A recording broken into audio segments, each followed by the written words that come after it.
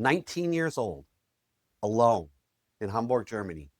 No money, no work permit, and no way home. And a German bureaucrat just stamped denied on the only plan I had. That moment should have destroyed me. Instead, built everything that I am. And here's what I know about you. You have moments exactly like that too. A moment that nearly broke you, that you've buried under years of meetings and deadlines and your daily grind. And that moment, it's the most powerful leadership tool that you're not using. And today, I'm going to show you how to unearth it and use it, because leaders who know their story really know it. They lead differently than everyone else because you know who you are.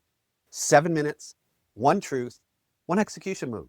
And if you're a leader that's tired of repeating yourself, same meetings over and over, tired of agreement and bobbleheads without execution, and just worn out at carrying the weight of everybody else's performance, you're in the right place.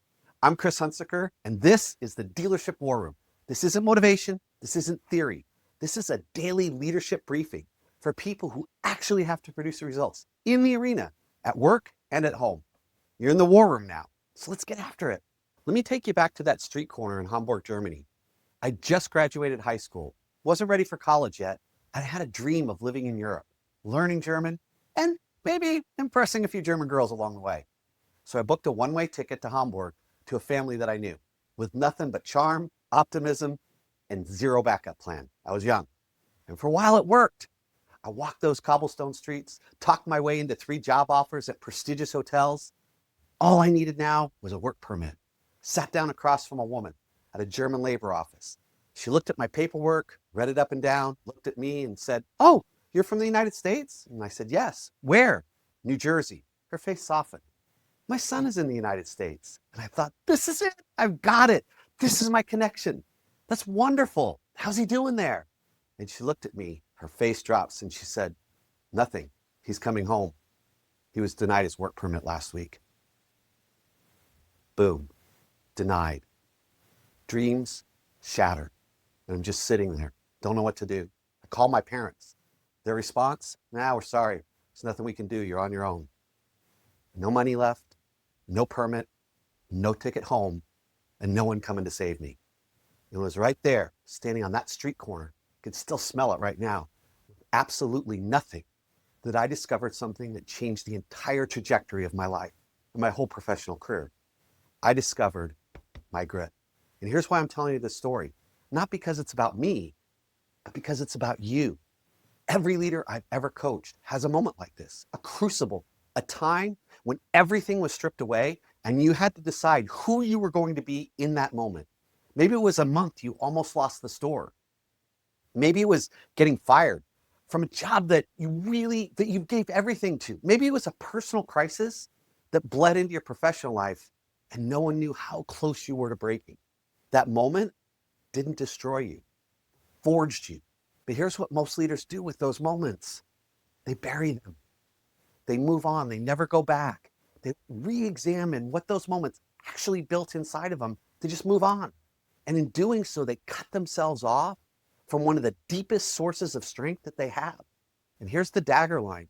Your resume shows where you work. Your origin story shows who you are. And your team doesn't follow resumes, follow leaders. And they follow the leaders who know who they are and lead from that place, that origin story. There's a voice in your head right now, and you know the one I'm talking about. It whispers all the time, "You're not enough. Somebody's going to figure out that you don't belong here. You're not good enough." And that voice is loud. But here's what I've learned after 30 years of coaching thousands of leaders in 37 countries around the world. That voice is a liar. And the proof is your story. You've survived 100% of your worst days. Every single one. Every setback, every failure, every moment when you thought it was over, you're still here. That is an unbelievable success rate. And that's not luck. That's evidence. Your origin story is proof you're enough. And when you reconnect with it, not once, not at a conference, but repeatedly, you build an identity that's stronger than any challenge you will ever face. So here's today's execution move. And I call this the origin story excavation. Find 10 quiet minutes. No phone, no email. Answer this one question. What's the hardest thing I've overcome? And what strength did it prove I already had? Don't overthink it. The first thing that comes to mind, that's usually the right one. Write it down. Not because it's a journal exercise or some woo-woo thing, but because when you name it, you own it. When you see it on paper, you claim it.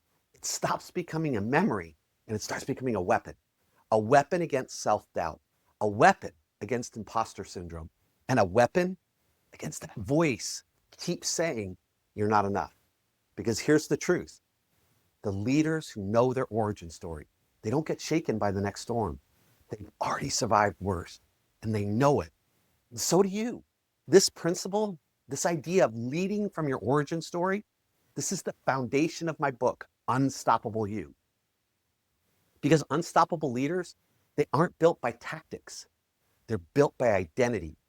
And identity starts with knowing your story.